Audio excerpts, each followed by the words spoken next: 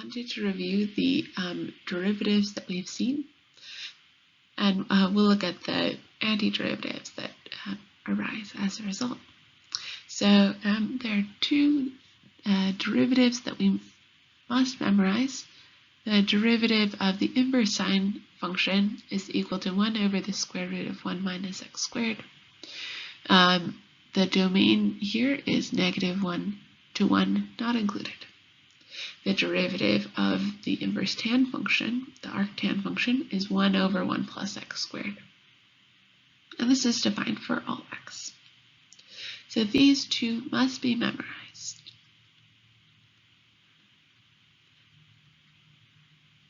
If instead of taking derivatives we integrate, we see that the integral of 1 over the square root of 1 minus x squared is the inverse sine function plus c. The integral of 1 over 1 plus x squared is the arctan function plus c. These also need to be memorized. Okay. We derived the derivative for the inverse cosine function, and all the others follow the same sort of steps. So these are useful to know that they're in the book. We'll use them a little bit, but they're not important to memorize. Okay, we're going to try a couple of practice examples to get used to these derivatives. Feel free to pause this and try these out on your own and skip to the end to see if you've got the right answers. So now that we have the formulas for derivative of arcsine and arctangent, we're just going to use them. We don't go through this derivation process again. So the derivative of arcsine of x squared, we're going to use the chain rule here. Derivative of sine inverse is equal to 1 over the square root of 1 minus x squared. And so we're going to be evaluating this at x squared. So we'll have 1 over the square root of 1 minus our inside function squared times the derivative of the inside function.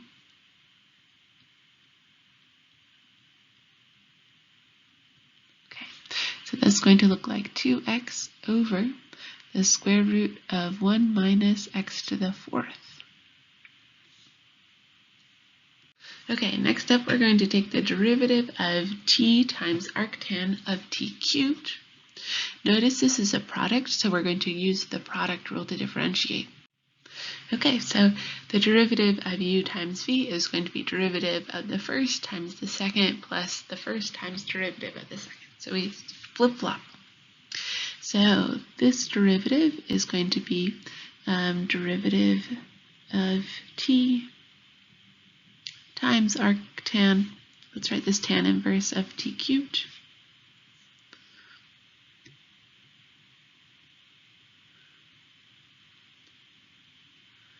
plus t times the derivative of inverse tangent of t cubed. Okay. Again in purple, let me remind you what the derivative of inverse tangent is. So that derivative is going to be 1 over 1 plus t squared.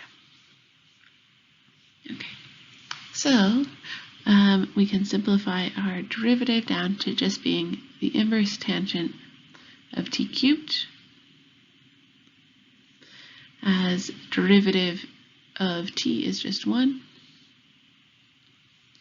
plus t times, we're going to take 1 over 1 plus t cubed quantity squared, and then we're going to multiply by the derivative of t cubed. So times 3t squared. Okay, and so simplifying a little bit further, we get the inverse tangent of t cubed plus 3t cubed on top, divided by 1 plus t to the 6th on the bottom. And that's it.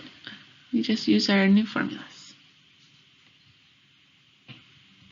Okay, next we're going to try a couple of integrals. So here we've got e to the x over 1 plus e to the 2x dx. So I want to remind you of the form of the integral for 1 over 1 plus x squared dx.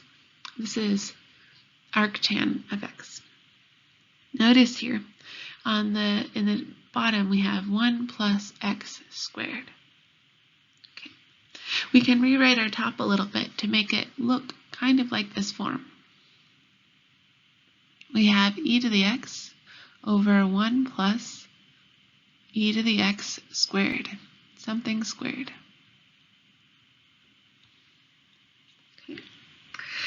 So it is a good idea to try out u substitution here. We're going to try and replace this e to the x in the denominator with u. So let's let u be equal to e to the x. Our derivative du is e to the x dx. And so we can rewrite our integral as the bottom here we've got 1 plus u squared. And on top we've got an e to the x dx that exactly matches what we have on the right hand side here. This is equal to du. Okay, so our integral is 1 over 1 plus u squared du, and we know how to do this integral. We get the inverse tangent of u.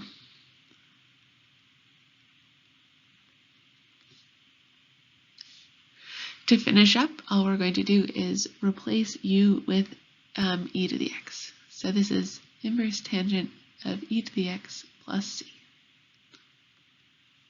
So our integral. Dun, dun, dun. Excellent.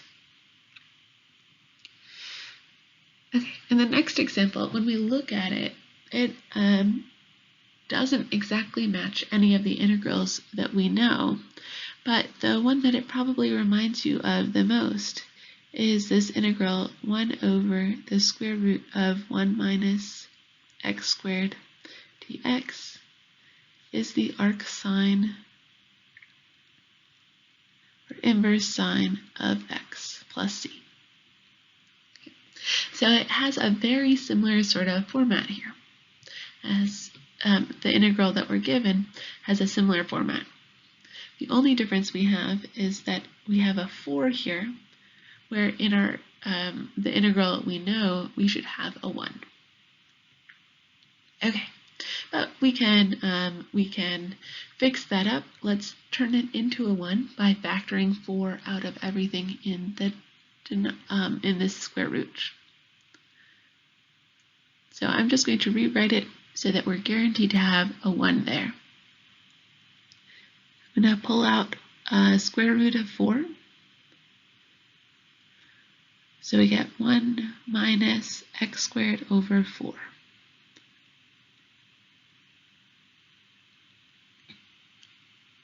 Okay, so this is just factoring out 4 from both terms in here. I'm going to write that 1 over the square root of 4 out in front of the integral. So this gives me 1 over the square root of 1 minus x over 2 squared. So we've changed it up a little bit, but notice we still have our square root. Now we've got a 1 in this spot, and we can see a composition.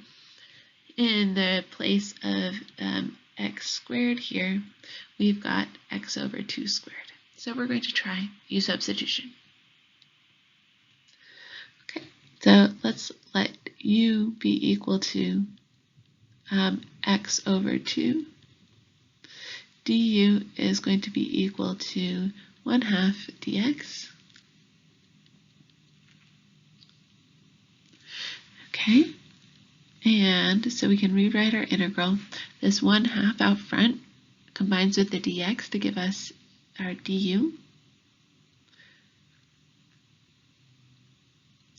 And then we have this 1 over the square root of 1 minus u squared. We know what this integral is. It's the inverse sine of u. And we can replace our u back with x over 2.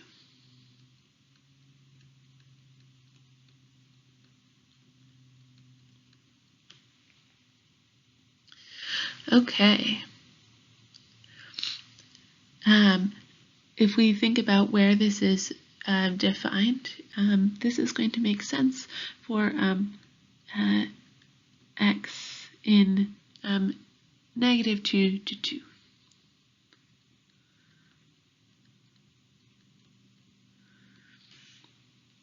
Great.